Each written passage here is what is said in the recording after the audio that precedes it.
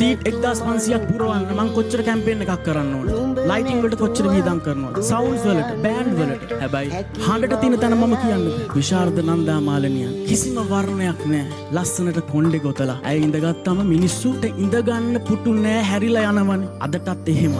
විශාරද නන්දා මාලනී මහත්මිය අද පස්වරුවේ අභාව ප්‍රාප්ත වී තිබෙනවා.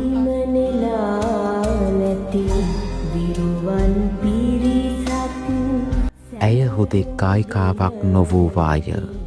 ඇය සමාජ පරිවර්තිකාවක් වූවාය.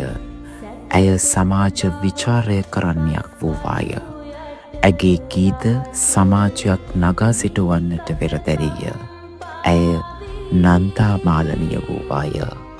1943 අගෝස්තු මස 23 වැනිදා අලුත්ගම ලෙවන්දුව ප්‍රදේශයේදී උපත ලැබූ නන්දා මාලනී මහත්මිය කුඩා කල සිටම සිය ගායන හැකියාවන් ප්‍රදර්ශනය කළාය.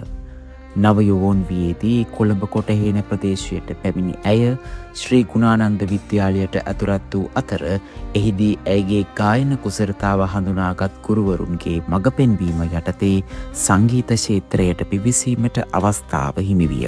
කාව්‍ය තරඟයකදී ඇයගේ හැකියාව හඳුනාගත් ගුරුවරියක් විසින් නන්දා මාලනී මහත්මිය කරුණාරත්න අබේසේකර මහතා මෙහෙය වූ එවකට ජනප්‍රිය ගුවන් විදුලි වැඩසටහනක් වූ ළමා මණ්ඩපය වෙත හඳුන්වා දුන් අතර එහිදී ඇය ගායනා කළ බුදුසාදු ගීතය අතිශය ජනප්‍රියත්වයට පත්වීමත් සමග ඇයගේ සංගීත දිවියට නව මංපෙතක් විවර විය. 1961 වසරේ නිෂ්පාදනය ආරම්භ කළ ශ්‍රී ලංකාවේ ප්‍රථම වර්ණ චිත්‍රපටය ලෙස සැලකෙන රන්මුතු දුව චිත්‍රපටයේ සංගීත අධ්‍යක්ෂණය පණ්ඩිත් W.D. අමරදේවයන් විසින් සිදු කරන ලද අතර එම චිත්‍රපටයේ නාරද දිසාසේකර මහතා සමග ගලන ගඟකේ ජීවිතයේ ගීතය ගායනා කරමින් ඇය චිත්‍රපට පසුබිම් ගායනයට එකතු වූවාය. නන්දා මාලනී මහත්මියගේ සංගීත දිවිය තුළ පෙරදා බහරෑ, පහන් කන්ද, සත්‍යයේ ගීතය, පවන ගී එකතුව, හේමන්තයේදී, තාරුකා ඇස්, පාවෙනා, සින්දු හෝඩිය, අරලිය ලන්දට, නිලම්බරේ සහ පිරිත් පැන් ඇතුළු නිර්මාණ රසක් බිහිවිය. ආදර ගීතවලින් ඔබට ගිය ඇය ආගමික ගීත, ළමා ගීත සහ සමාජීය අර්ථයක් සහිත ගීත රැසක්ද මෙරට රසික ජනතාව වෙත දායාද කළාය. දශක ගණනාවක් පුරා ශ්‍රී ලාංකීය සංගීත ක්ෂේත්‍රයේ කළ මෙහෙවර වෙනුවෙන් නන්දා මාලනී මහත්මිය හොඳම සහ ජනප්‍රියම ගායන ශිල්පිනිය ලෙස සරසවිය සම්මාන 12ක් සහ ජනාධිපති සම්මාන 10ක්ද ඇතුළුව ජාතික මෙන්ම ජාත්‍යන්තර සම්මාන රැසක් හිමි කරගෙන ඇත්තේය.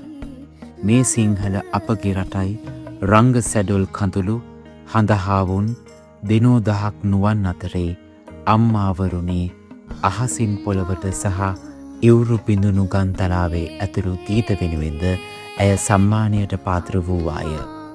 ශ්‍රී ලංකාවෙන් ඔබටද සිය ගායන හැකියාව රැගෙන ගිය නන්දා මාලනී මහත්මිය සිංගප්පූරුව, මැලේසියාව, පාකිස්තානය, ජර්මනිය, ඉතාලිය, ප්‍රංශය, මැද පෙරදිග සහ මාලදිවයින ඇතුළු රටවල ප්‍රසංග සඳහා සහභාගී වී තිබෙනවාය. දශක ගණනාවක් සිය හඬින් රටක් නැලවූ ජාතියේ යශෝරාවිය 2026 අගෝස්තු මස 20 වන දින සදහටම නිහඬ වූවාය. යුගාන්තයක රිතුමන් දැනෙනා මොහොත එකින් එක සිඳී යනවා ගඳබ තත. පාළුව හිට සෝදුක් පැතිරී දසත ජාතියේ යශෝරාවය නෑසෙයි නැවත. ආදරණීය නන්දා මාලනියනි ඔබට නිවන් සුව.